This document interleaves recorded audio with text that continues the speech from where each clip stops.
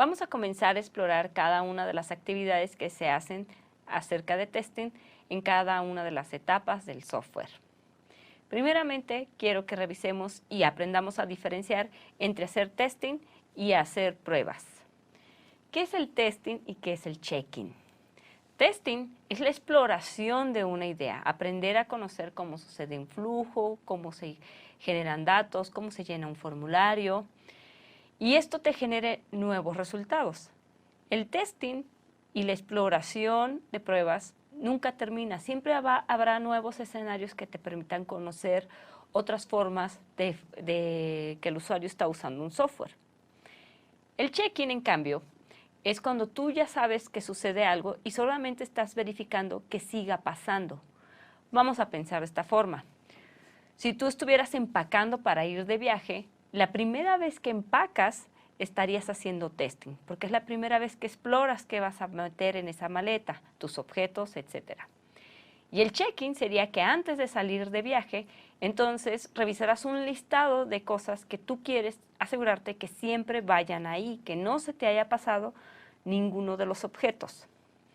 Así que, entonces, estrategias de check-in.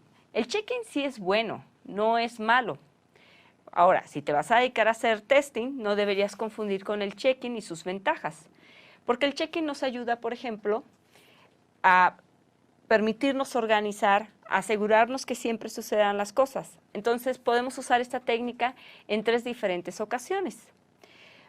Al menos las 3 principales son: ejecutar check-in solo si sucede algo más. Por ejemplo, voy a hacer check-in de que las pruebas siguen pasando cuando yo libere nuevo código. O voy a hacer check-in cada vez que libere software. Invariablemente que libere, quiero que se ejecuten todas las pruebas asociadas al check-in. O lo último es, quiero ejecutarlas de manera programada. Decíamos en otras clases que conforme va pasando el tiempo, tus pruebas se van a ir acumulando. Entonces, aunque tú quieres permanecer checando que tu sistema, todas las pruebas siguen pasando, simplemente por disponibilidad de hardware o de recursos, no puedes ejecutar permanentemente todas las pruebas. Así que algunas de ellas quedan programadas. Sería un check-in programado. Errores comunes que hacemos durante la ejecución. Bueno, un error sería que hagas varias veces check-in. Ya probaste una vez, la siguiente vez hiciste un check-in. Y bueno, repetir y repetir y repetir el mismo check-in sería no malo, pero sí no sería lo más eficiente a la hora de estar creando un producto, porque te consume tiempo. Así que entre esos errores comunes que se dan están las pruebas duplicadas, las pruebas similares, pruebas sin valor agregado y pruebas caducadas. Por ejemplo, pruebas duplicadas. A veces el equipo de pruebas o de desarrollo suele ser muy grande y al no tener bien organizado tu metodología o tus herramientas de trabajo o comunicar entre todos los miembros del equipo qué se está haciendo, muchas veces la cobertura de pruebas es duplicada. Y como decimos, el problema no es probar y reprobar y hacer check-in otra vez, sino que estás invirtiendo tu tiempo en algo que ya alguien más se lo está llevando a cabo. Igual sucede con las pruebas similares. Muchas veces cuando estamos probando queremos crear pruebas que tienen que ver con el mismo flujo.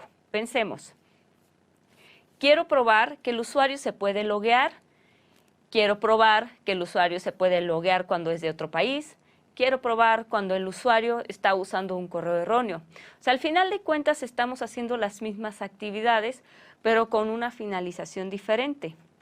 Así que pruebas similares, no bien estructuradas y no aprovechando el mismo código o scripting, genera otra vez más trabajo de ejecución.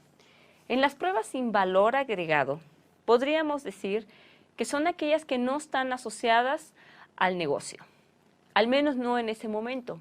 Y como veíamos, el principio número 1 es que el testing debe hacerse pensando en el negocio. Probablemente un software necesite múltiples pruebas, muchas cosas tú vas a poderle mejorar, pero debes de comenzar priorizando y eso va en base al negocio. Tenemos pruebas caducadas. Como veíamos en otra clase, parte de la naturaleza del software es que todos van aumentando sus capacidades van cambiando de versión. Pero lo mismo pasa cuando tu software que tú desarrollas lo implementas en otras plataformas. Así que tus pruebas pudieran estar caducando respecto a la tecnología que es empleada.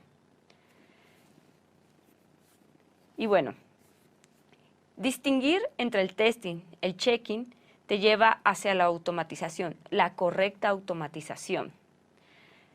Uno de los problemas que tienen los equipos de pruebas de automatización es que no hubo un buen diseño de plan de pruebas, una buena estrategia, por lo tanto, el código no estuvo correctamente optimizado.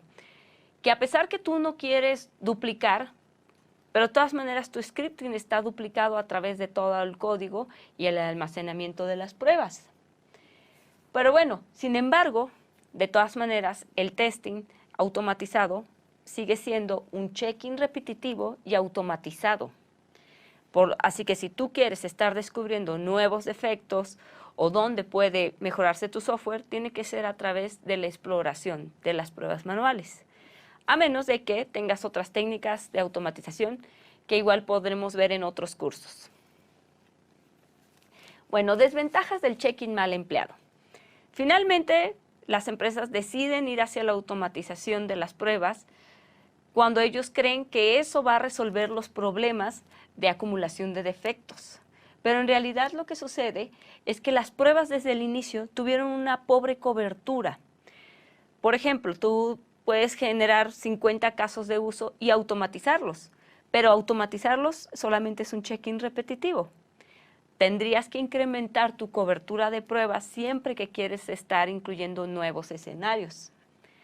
La falta de actualización. Conforme vas acumulando más y más pruebas, el labor del tester ya no solo es estar convirtiendo pruebas a automatización, sino que además tiene que darle mantenimiento a esos scripts que ha creado. Por lo tanto, el equipo crece o las responsabilidades acerca de las pruebas se ven en riesgo porque ya no están dedicando la misma cantidad de tiempo a la seguridad de la calidad. Y por último, un mal manejo de versiones. Hay equipos que no cuentan con las herramientas suficientes. Lo que decíamos que esto es clave, recuerda. Recursos, metodología y herramientas. Y cuando no sabes usar las herramientas o cuando no conoces bien cómo está el proceso que eligieron para el desarrollo del software, todo el mundo empieza a crear sus propias versiones tanto de desarrollo como de pruebas. Pero nosotros no queremos eso. Lo queremos hacer bien. Así que una de las ventajas del checking es que precisamente si tú ya tienes un software estable, con pruebas estables, incluso ahora tienes la ventaja de empezar a probar de manera paralela en múltiples plataformas. Entre otras cosas en las que puede ayudar el checking es a reducir el error humano. ¿Por qué? Porque si tú ya estás ejecutando y por alguna razón te da flojera, omites la ejecución de alguna prueba, con la cobertura automatizada ya no sucede eso.